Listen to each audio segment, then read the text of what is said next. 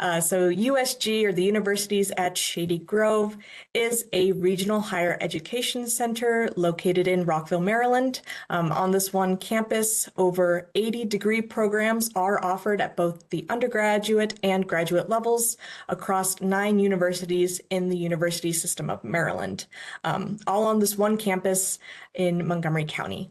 And the location here is very important. We are located on what's called the I-270 Technology Corridor. So there's lots of local industry and opportunities for students and alumni right down the street. We're just 18 miles to Washington, D.C., which can be reached directly via the Metro Red Line. And the nearest metro station, the Shady Grove Metro Station, is only 4 miles from campus. Now, our campus is a full-service, non-residential campus, which means you have access to all of the same services and resources offered at a traditional campus. There's just no dorms, so it is a commuter-only campus. On this slide, you can see the 9 universities that are partnered at USG in the University System of Maryland. Of course, UMBC is one of them, but there are 8 other institutions that offer programs here as well. This slide is for some locational reference for you. The Universities at Shady Grove campus is about 40 miles from our home campus in Baltimore County.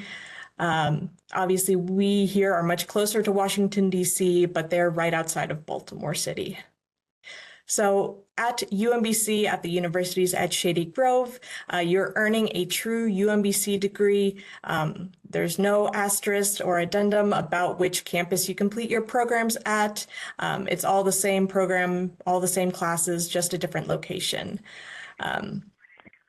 You here at USG, you have access to all of the same resources that you would, again, at a traditional campus, and you, on top of that, have access to UMBC's resources as well, including things like career prep, counseling, and scholarships.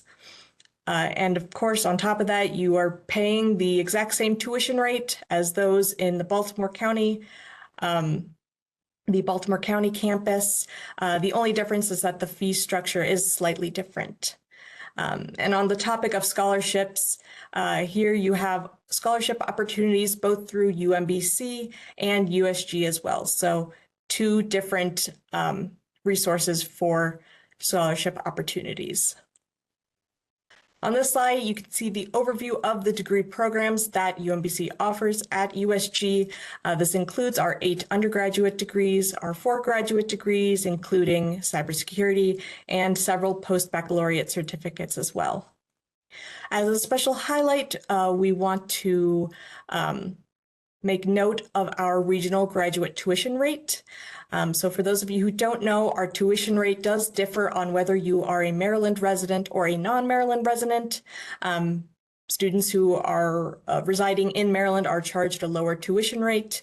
However, students in these specific neighboring states and counties are also eligible for in-state tuition, even if you don't reside in Maryland. This includes DC, Delaware, and Pennsylvania and Northern Virginia in the listed counties. And for more information, you can follow the link at the bottom of this slide. Here you can just find an overview of our Master of Science of Cybersecurity here at UMBC Shady Grove. This program consists of 6 core courses, or 18 credits that you can see outlined there. And on top of this, you would complete 4 electives that rotate through each semester. But you can see a general list of many of our regular electives on the right there. On top of this, we also offer 2 post-baccalaureate certificates in our cybersecurity program. This is the Strategy and Policy Certificate and the Cybersecurity Operations Certificate. All of these programs here are offered in a hybrid format, so we have lots of opportunity for online courses if that's something that's interesting to you. So if after this presentation tonight you have any additional academic questions about our cybersecurity program, you can feel free to reach out directly to Dr. Sherry Oddie, our graduate program director, and his email is on screen. If you have any admissions or administrative questions, please feel free to reach out directly to the UMBC Shady Grove Professional Programs team at sgprofessionalprograms@umbc.edu. And that's the end of my presentation for now. If you are interested in learning more about any of our graduate programs or certificates, you can scan the QR code there. That will take you to our online form that you can fill out your information so that you get put into our system and receive important email updates from us, such as about dates and deadlines. The link there is to our graduate program our contact us form again, if the QR code doesn't work for you. And again, sgprofessionalprograms@umbc.edu is our general inbox that we check for all inquiries about our programs. So before I turn it over, I'm going to go ahead and introduce our speaker for this evening. Kevin Moshier, co-founder, president, and CEO of CellTrust, a cybersecurity authority for more than 30 years with advanced expertise in information security strategy for enterprise and government. Kevin has led several industry-challenging technology initiatives and is a patent inventor for over 60 U.S. and international patents addressing mobile security and compliance. As co-founder, president, and COO, Kevin leads CellTrust's global operations, cybersecurity, and strategy product development. Hands-on, Kevin interacts daily across CellTrust's extensive mobile communication security and compliance ecosystem comprised of leading global information security, telecommunication, and enterprise information archiving technology providers and international regulatory compliance agencies. So I am going to stop sharing my screen now to hand it over to Kevin for his presentation. Thank you, Kevin. Thank you, Chris. Hello, everyone. I'm going to share my screen. I think I have my screen shared right now. You should be able to see it. And so hello, everyone. As Chris just mentioned, my name is Kevin Moshier. I work for CellTrust Corporation. CellTrust is a provider of a secure, compliant mobile platform for regulated industries. I have my master's degree from UMBC, and this evening I'm going to present to you the topic of mobile security. So I would like for you to hold your questions until the end of the presentation, please, and we will leave some time at the end to discuss topics and answer questions. So what is considered a mobile device? Of course, you all know what is a mobile device, but it's good to have a formal definition. This definition comes from NIST SP 800-124 Rev 2, which is an excellent resource for mobile security. And I highly recommend that if you are doing any kind of a mobile strategy planning in your company. But let's go through this definition together. As NIST describes it, a mobile device is a portable computing device that has a small form factor such that it can easily be carried by a single individual. It is designed to operate without a physical connection. Examples are wirelessly transmit or receive information, possesses local non-removable data storage, and is powered on for extended period of time with a self-contained power source. So it needs to have all these four characteristics to be called a mobile device. Of course, NIST goes on and describes that mobile devices may also include device communication capabilities, some kind of onboard sensors that allow device to capture, for example, photographs, videos, or determine locations, and have built-in features for synchronizing local data with remote locations. But basically, the main requirement for being a mobile device are the four we just mentioned. So when you look at the mobile network infrastructure, you see multiple vulnerable points. So let's say you send a message from phone A to phone B. And this communication basically has first to go over the air. And over the air, or OTA, has its own vulnerabilities. And I will share with you information about interceptors and IMSI catchers and devices like that and how they work. But we will go next to the tower operators. So the tower operators, the communication, once it makes it to the tower over the air, the tower operators, these are the companies that own the tower. And basically, you know, some of the carriers, especially smaller carriers, they don't own the tower, the cell tower. What they do is basically lease a location and they put their transceivers on that tower.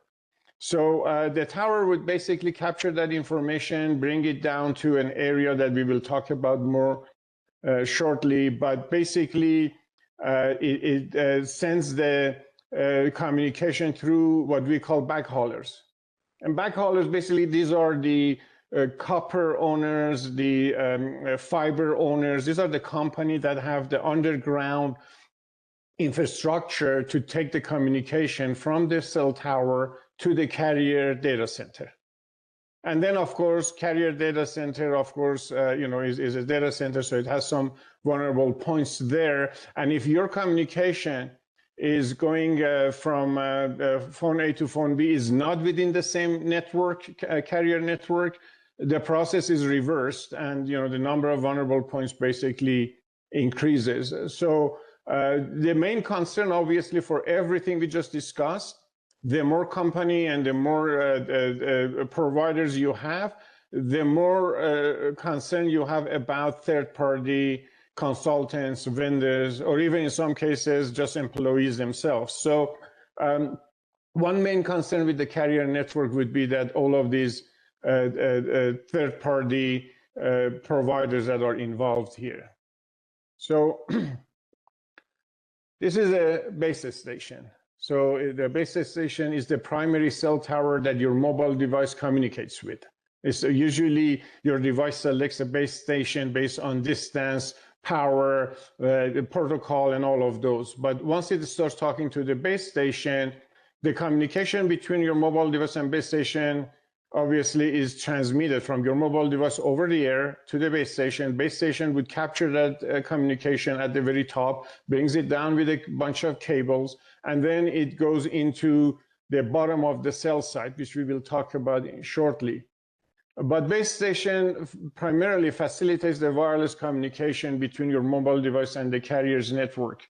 And the communication between your mobile device to the base station is over the air. So this is a rough picture of a bottom of a cell tower.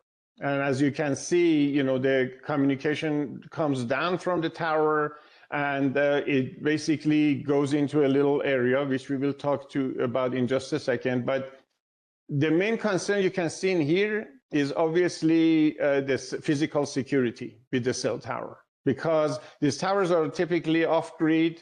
They have challenges with bringing power to that off-grid location. There are backup power in that location, heat management, and equipment management, and a lot of electronic devices are going to be fit down there to take the communication from the top of the tower and then send it through the backhauler to the carrier data center. So let's go to this picture. And this picture shows a little picture of a base station down here, but you can see at the bottom, this box is what it's called equipment shelter. An equipment shelter basically has all those equipment I told you about. It has, you know, the transceiver station, which is the transmission and receiver unit, plus the brain of the cell tower. The whole process is basically combined into that unit, and then everything else is to support that unit is cabled trays, because a lot of cable come down the tower, cell tower, power, you know, supplies and cooling systems. Everything is basically there to support the BTS unit. Now, everything I said so far, it gives you a good understanding of the carrier network, the infrastructure that takes the communication from a mobile device all the way to the carrier. But there isn't a whole lot we can do in here unless we work for the carriers. And in this scenario, the main concern obviously is the physical security, because these towers, as you can see, sit in the middle of nowhere, primarily have some kind of a fence around it, and they do obviously certain obvious cybersecurity preventive measures to make sure that there are cameras or things like that. But attacking a base station is not a very difficult thing, obviously. So one concern is the physical security, but there isn't much we can do about that. So this is the over-the-air vulnerabilities. And over-the-air vulnerabilities, basically, the main ones are the GSM interceptors and false base station, or IMSI catcher. So the GSM interceptors, these are technologies that have been used for very early versions of the GSM, for example, because the encryption over the air was not very strong, and you could have a computer that basically, tries to talk to the tower and capture all the information the tower has and show you all the phone numbers that are talking to the tower. You could click on the number and see, what's going on between that phone and the tower. But as time goes on with LTE and 5G, encryptions are getting a lot stronger, and the GSM interceptors are not as powerful as they used to be. However, the IMSI catcher or false base station is a different story. This is basically creates a fake tower, and basically your phone thinks this is the closest base station, so it registers with it. And it's a man-in-the-middle attack. It sends all the communication to a real tower, but meanwhile, between this fake station, this fake base station and the real tower, they get to do what they need to do to hack into your system. And the scary part, of course, it is that this type of a technology, the blueprint is out there, and anybody can basically just build one. And there isn't a whole lot, again, we can do to it, but of course, the challenge is to get into the part that we could do something about. So altogether, regarding as it pertains to carrier infrastructure, communication takes place over a global network, which are under different jurisdictions. So basically, imagine if you travel and you take your phone, or if you're driving along the borderline, and here your phone bounces back and forth between different towers. So, each tower could be in a different jurisdiction area. There are a mixture of both private and public networks out there. A lot of these carriers work with private companies, and, they have their own technologies. Some are very new, some are legacy. There are numerous points of entry. I don't think anything has more point of entries than the carrier network, because all these base stations are point of entry into the network. And there are major concerns for employee, consultants, hackers, and third-party vendors. So if you put all of this together, there's no universal compliance standard, and any breach of information superhighway could provide access to massive amount of information. So having said that, this is just an overview of the vulnerability points, but what we want to focus on, I'm going to skip over this unless you want me to come back to it, but basically these are a couple of stories that came out. This one is Monday, March 9th, 2026, so it's fairly new.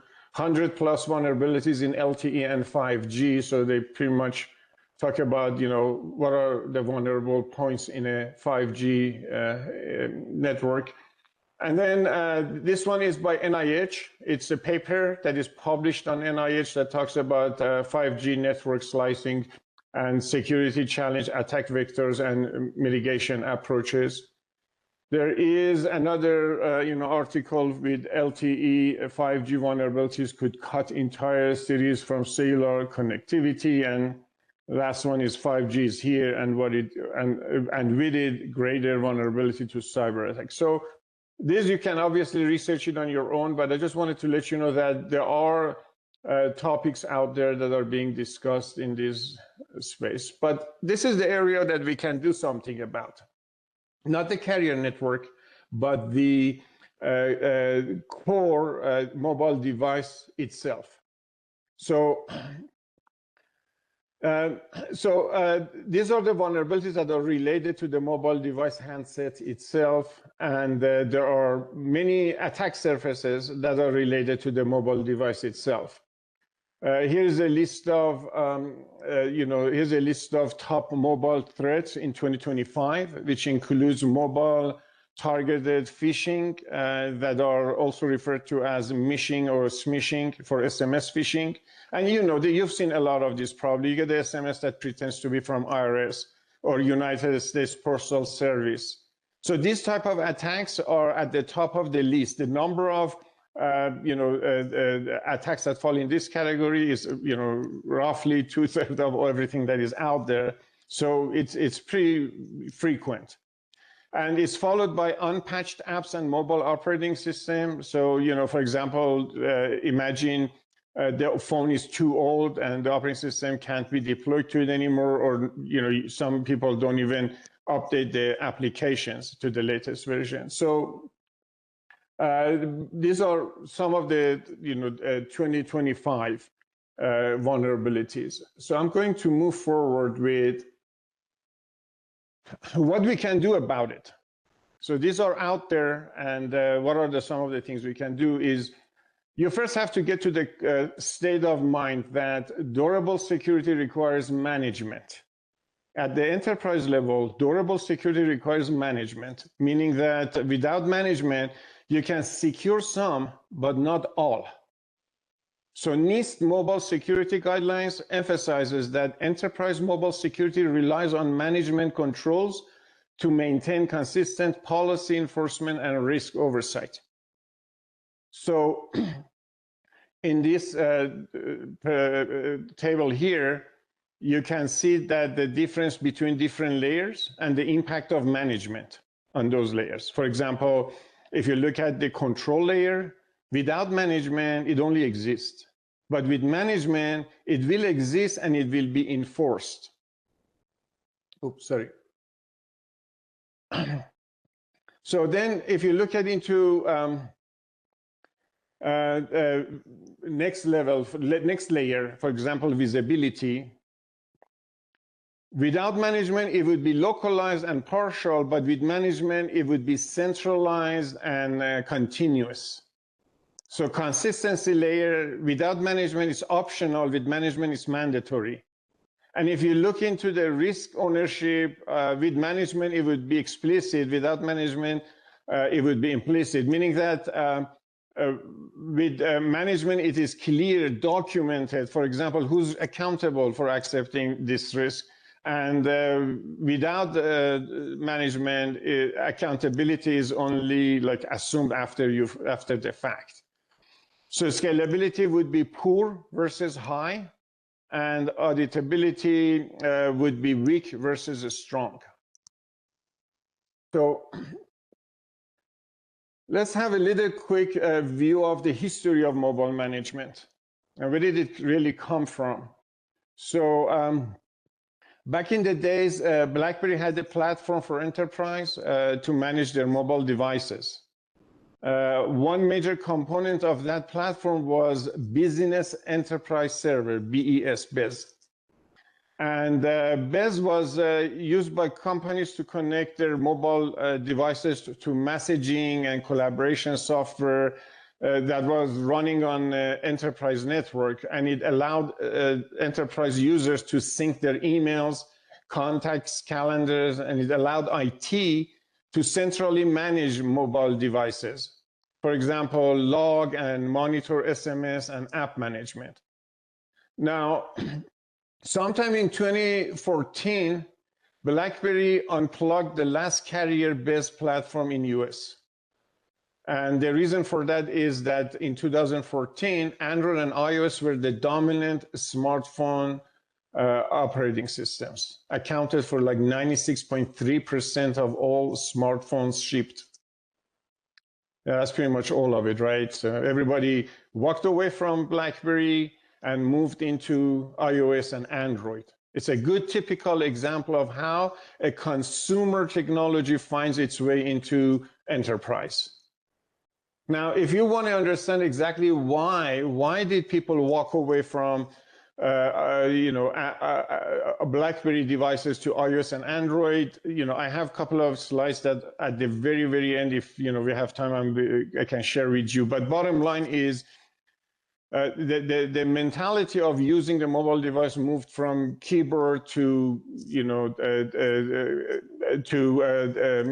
user graphic interface and basically just using your finger for everything and all of those. So, but BlackBerry could not adapt this technology fast enough. By the time they were done, they already lost the market. And there, of course, are many different layers that contributed to BlackBerry losing the market, but basically, in a nutshell, they were not able to catch up with the direction. They were not able to change the direction of their technology.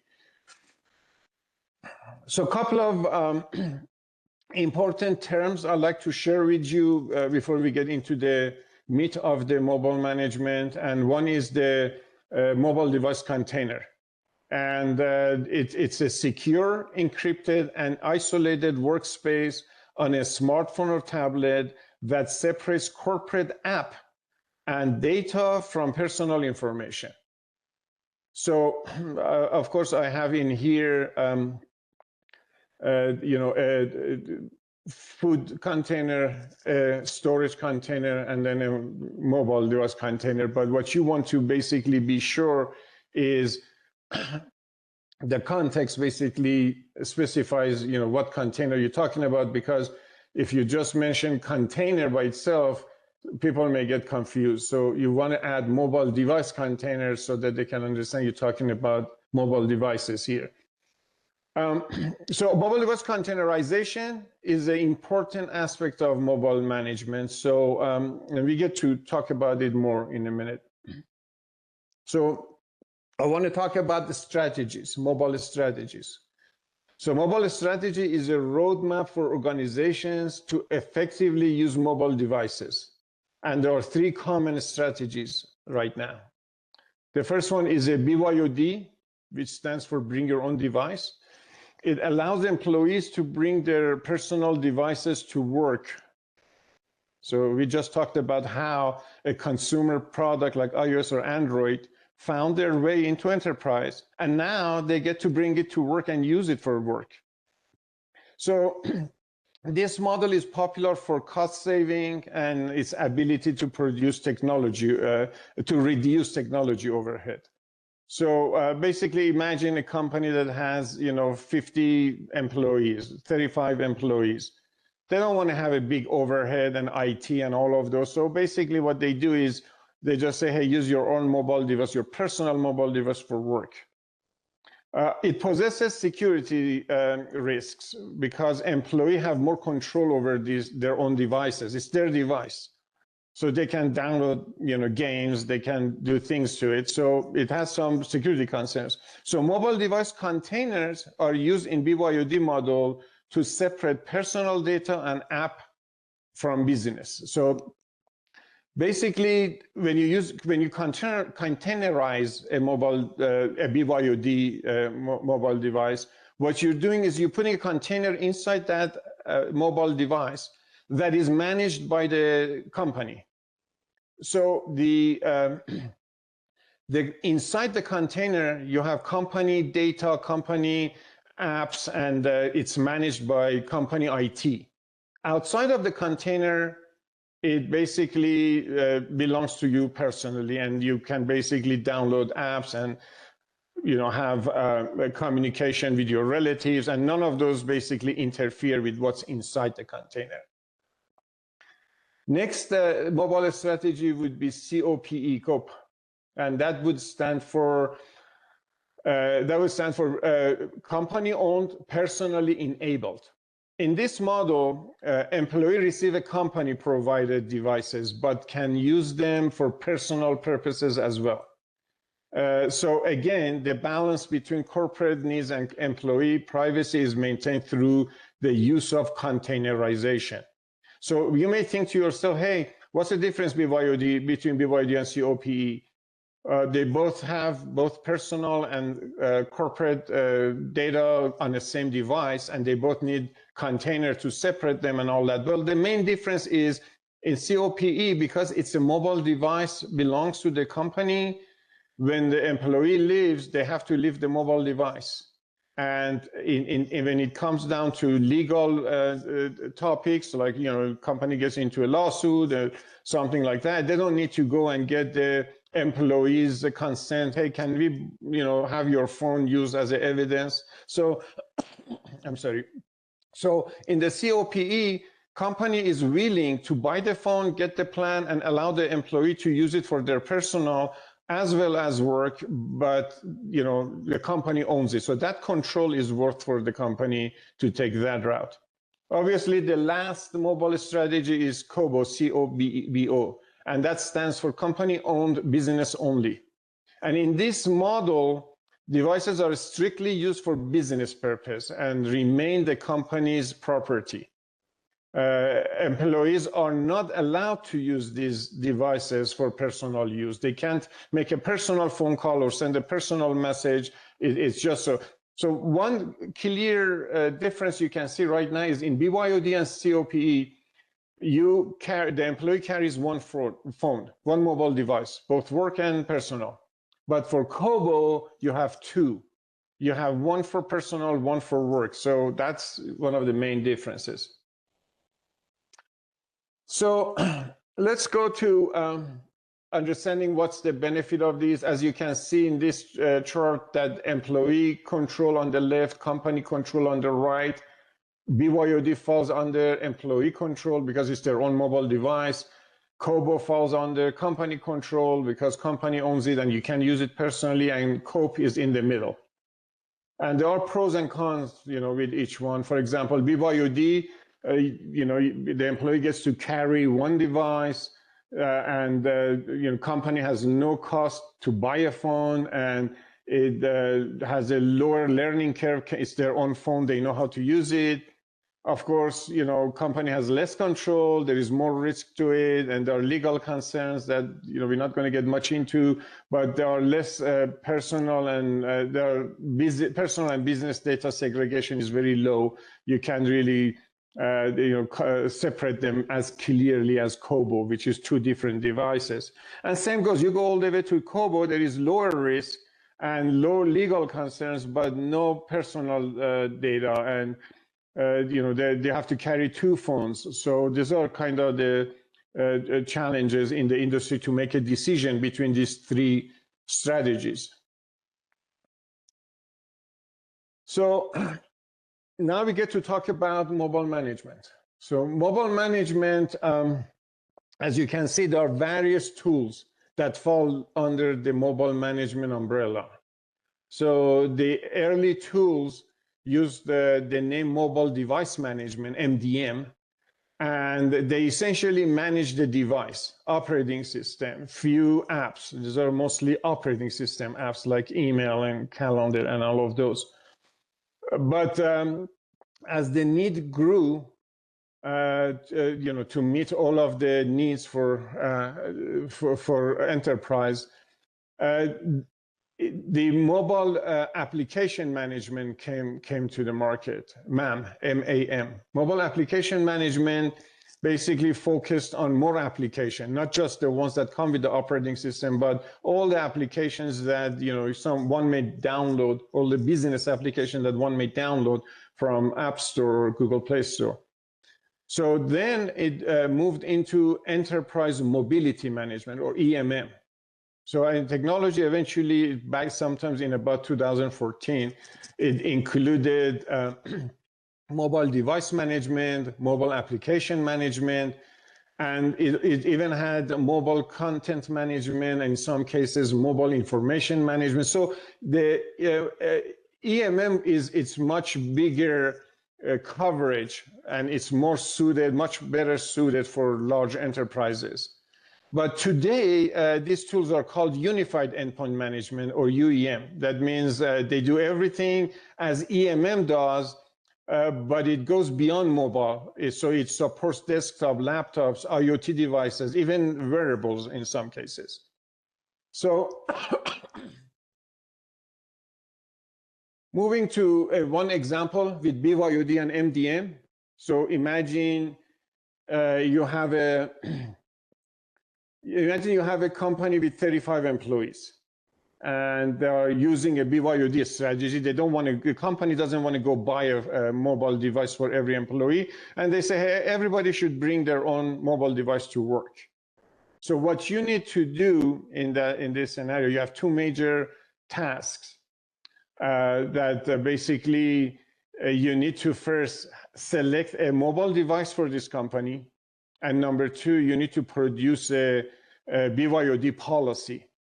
I'm not going to get into BYOD policy too much, but when you come to select a mobile device management for this company, the MDM is going to create a container on a personal device, and the container under the admin's control is under the admin's control. So you have a phone that is on a personal side. You can download games, have conversations with your spouse, and exchange personal emails. However, once you go inside container, you can only download apps from company store. So these are the apps that company approved for you to be able to download and use. And the company IT can see inside your container, and they can manage it.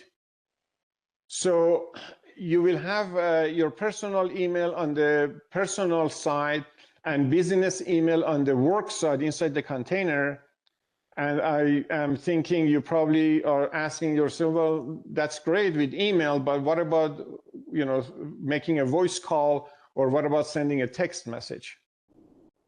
So how do I separate my personal SMS messages from my personal text messages from or my voice calls from work versus personal?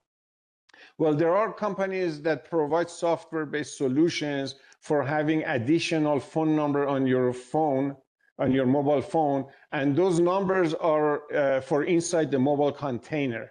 That means once you go inside the container and you make outbound call, it doesn't go out from your SIM phone number. It goes out from the virtual number or mobile business number, MBN, that is inside the container.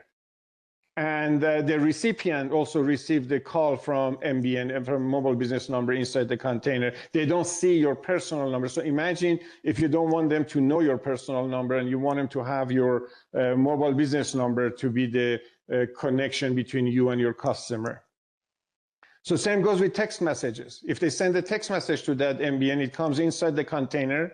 And if you send them a message from inside container, they get it from that MBN. So there are technologies out there very much matured nowadays that allow you to have a container-based mobile business number, and that helps you separate the two, and you will have two different numbers.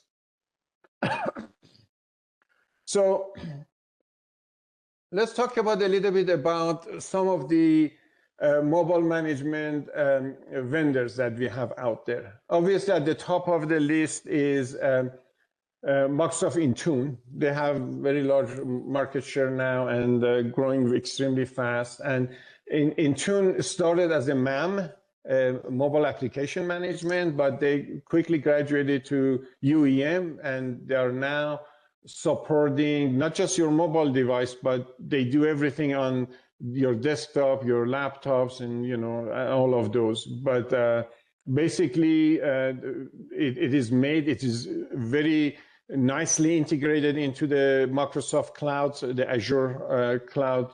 So basically, it is made so that you don't need to do anything extra to manage all your devices, everything else inside the cloud. It supports all of that, as well as hybrid models outside the cloud. I think in terms of market, after Microsoft Intune, I think it's Workspace ONE, and then there is Mass 360 by IBM. But I didn't list those in here, of course, but those you can look it up if you want. And they are both UEMs. And BlackBerry has a very nice UEM, and BlackBerry's UEM is a technology that BlackBerry acquired from Good Technology. And basically, it is a comprehensive multi-platform EMM solution. Basically, it's just iOS, Android, Windows, and all of those. And it's very secure. BlackBerry has done a good job. Good did a very good job in security and with security in general. And next, Ivanti Neurons. Ivanti, as you're familiar with it, basically has their own UEM, and they are using some AI-powered technology to make things a little easier. And AI obviously is a double-edged sword, so some companies don't like it and some companies love it, but you can understand that AI, some AIs share your information with outside your domain, and basically companies don't like that somebody takes a document and scan it with AI, and this document over the cloud goes to a data center on the other side of the US and basically sits there. So there are concerns with usage of AI today, but of course, that's a different topic we can discuss on where everything is moving to. But Samsung Knox, Samsung has a very nice technology. First of all, it's tied into their own hardware at the chipset level, so encryption is very strong, and basically, when you go inside the container, in fact, your entire screen changes. So it's as if your phone changed, and you see different icons, different colors, and all of those. So, and you exit the container and come right back to your personal, and everything goes back to the way it was before. And then, Samsung basically started this technology many years ago, but it has evolved a lot since then. And Google Workforce, obviously, it's an easy setup, endpoint management for Android, iOS, Windows, Chrome, and OS, and Mac OS, and Linux, and all that. So it's, again, nice UEM. And if you want more information about, who are these mobile management vendors out there, you can Google them online. You can, search for them as who are these mobile, and you see a lot of them. There is many of them. The name mobile device management is still being used, and you basically see that some companies still calls their product a mobile device management, but in general, it's a way of distinguishing your product from somebody else's product by you calling it a UEM versus they calling it mobile device management, MDM.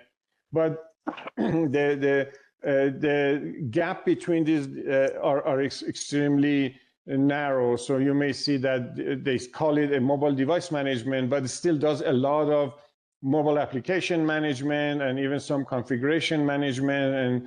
And basically, it just goes above and beyond mobile and supports some of the other. So you can't be just focusing on the name when you search. You really have to get into the depth of what the technology is doing and decide for yourself, is this falls more under UEM for me, or is this under MDM? But one thing you can basically draw out of this whole topic is that MDM is perfectly fine for smaller businesses. And if you have some small company, you don't need to have the overhead of a UEM, unless you do want to use all those features UEM offers, because as I said, some of the MDM support Windows and Linux as well. So you probably want to keep it simple and just go with the MDM type solution. And if you're working for an enterprise, you may want to be able to focus more on UEM side. With that, I'm going to quickly give you guys a few minutes to see if there are any questions about what I just discussed. Yes, Kevin, thank you. This is actually perfect timing to shift to Q&A if there's any question.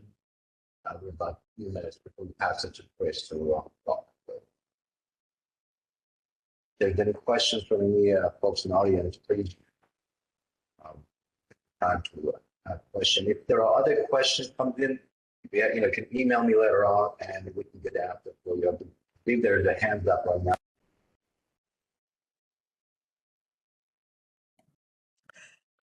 Okay.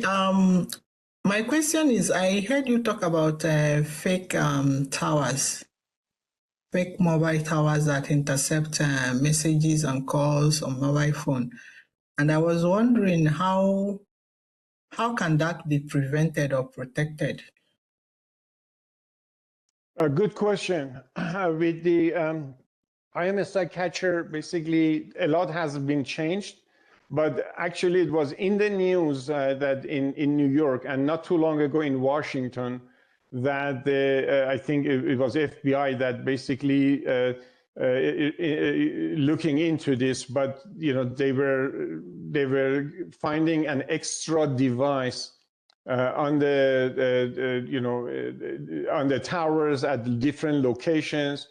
That my guess is they were all IMSI catchers. Basically, they have probably those towers in there to catch it. But from mobile device point of view, with the 5G and even LTE was very good with that. I'm sorry. Some improvement has been made. So in the old days, for example, the IMSI catcher would not be able to do the LTE, so they would set it up as a 3G. And your mobile device, for example, would see a tower close by with a very good power, but it was 3G. So what your mobile device would do is downgrade from LTE to 3G to talk to this tower. But nowadays, I noticed that Apple has changed it, so that's an option if you want to be able to downgrade your protocol from 4G to 3G. So what basically they have done is your phone stays on a LTE and it's going to only talk to towers that are LTE, which provides better security. So by default, obviously, the communication over the air communication encryption is very important, but nonetheless, hackers are constantly searching for these vulnerabilities. And if you look at the articles I mentioned earlier, the 100+ vulnerabilities for LTE and 4G, you can see that there are a lot of issues that a hacker can take advantage of and attack these technologies. However, you must have an extremely good background in communication to be able to do that. Not only you're going to need to understand how it works, you have to build the device.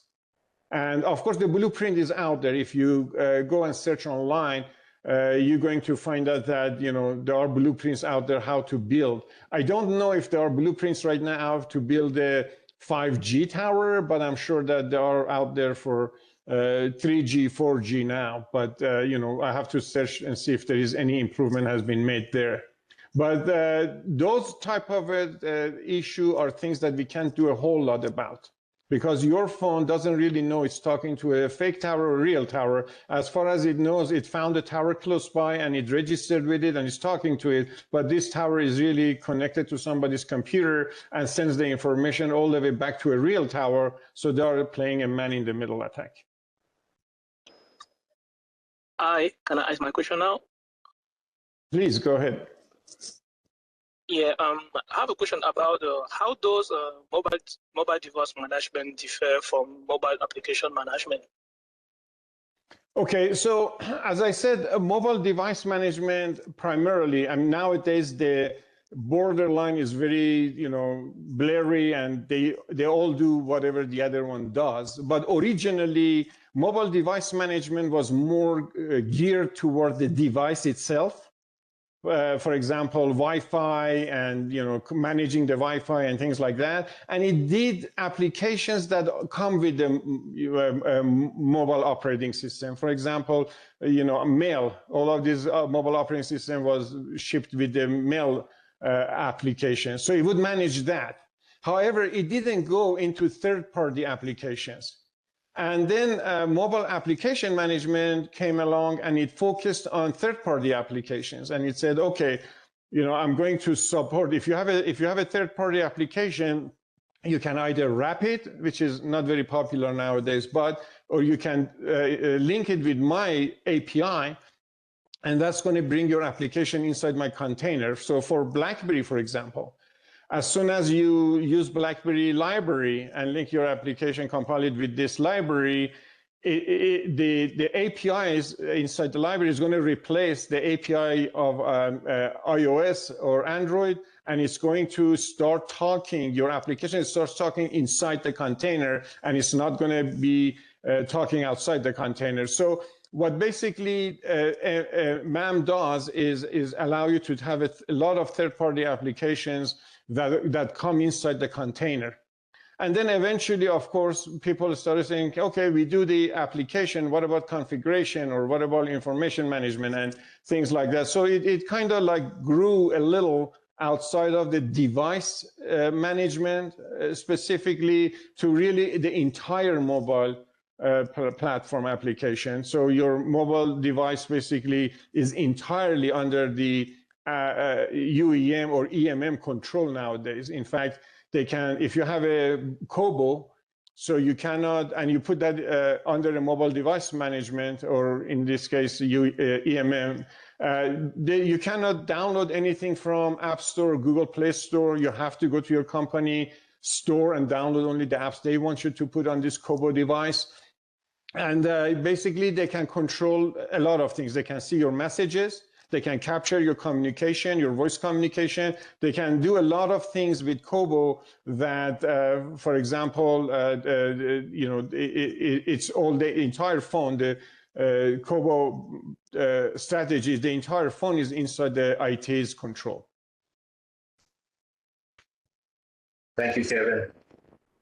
Thank you, Kevin. I believe just to share with some of the folks here, we used to have a mobile security class several years back, and the same course is coming back. Those of you who are a current student, the same course coming back sometime in spring of 2027, just FYI there. I believe this is the time we need to pass this to Chris. Is that ample time for you, Chris, to continue your area? Yeah, definitely. The last few minutes, I'll just go ahead and share my screen again to close us out for the evening. Again, thank you all for joining us this evening, and thank you to our speaker and Dr. Shariati for all joining us this evening. Here again, if you have any questions or are interested in learning more about our graduate program in cybersecurity, feel free to fill out the form, send us an email, whatever suits you best. And then for next steps, if you are interested in our cybersecurity MS program, would be to be aware of the application deadlines and the process. So currently we are still accepting applications for the fall 2026 semester. The deadline for that will be August 1st. If you're interested in spring 2027, the deadline for that will be December 1st. And these are the domestic deadlines. At the bottom, I have a note. The international deadlines for fall will be June 1st, and the international deadline for spring 27 will be October 1st. So if you are interested in applying, we encourage you to go to our website there to review the admission requirements. It'll outline everything that you need, all the documents that you'll need to submit, and then you can go ahead and apply online at the link there. The QR code on the left will also take you to the Apply Now page. You need to submit all required materials by the deadline for your application to be considered for your term of interest. And then after you have submitted all required documents and your application is complete, you can expect to hear back with an admission decision within 2 to 4 weeks after submission. And we have another upcoming event for our cybersecurity program that we want to make you all aware of and save the date for if you're interested. We will be hosting our mock cyber attack simulation event, which will be a hybrid event. We are hosting it on Thursday, April 23rd, from 6 to 7:30 p.m. Eastern US time. We have a little blurb outlining what you could expect from this event. And then the QR code there will take you to the link to register for the event, either online or in person, whichever way you would like to attend. But we highly encourage, if you are interested, to come and join us for that event as well. Someone have a question? Go ahead. I'm just wondering, this is off track of whatever is going on here. One of the things that came with the invitation was that the $50 application fee will be waived. I'm like, what of those that have already paid the $50? What happens? Oh, well, unfortunately, we can't give a refund on the application fee if you've already paid it. So I apologize about that if you have already submitted your application. And we're hoping to get the fee waiver from our event tonight. That will not be possible. But if you have not yet submitted your application and you are interested in, you will receive a follow-up email with a form, a survey about the event tonight. Simply fill out that survey, give your thoughts on the event this evening, and indicate that you're interested in receiving the application fee, and then you'll receive it in a few days in a follow-up email.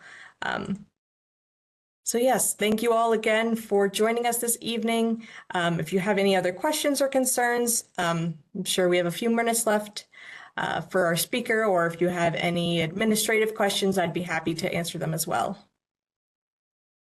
Well, I want to say thank you so much for Kevin for helping us with this presentation. Great presentation. And thank you very much for supporting our program. Thank you, Chelsea and Chris. And those of you are, some of you are our current student, stay tuned for announcement for actually the mobile security course that's going to be offered in a few semesters from now. Those of you interested, you can probably take that course and dive deeper in this type of topic within that class. Thank you very much.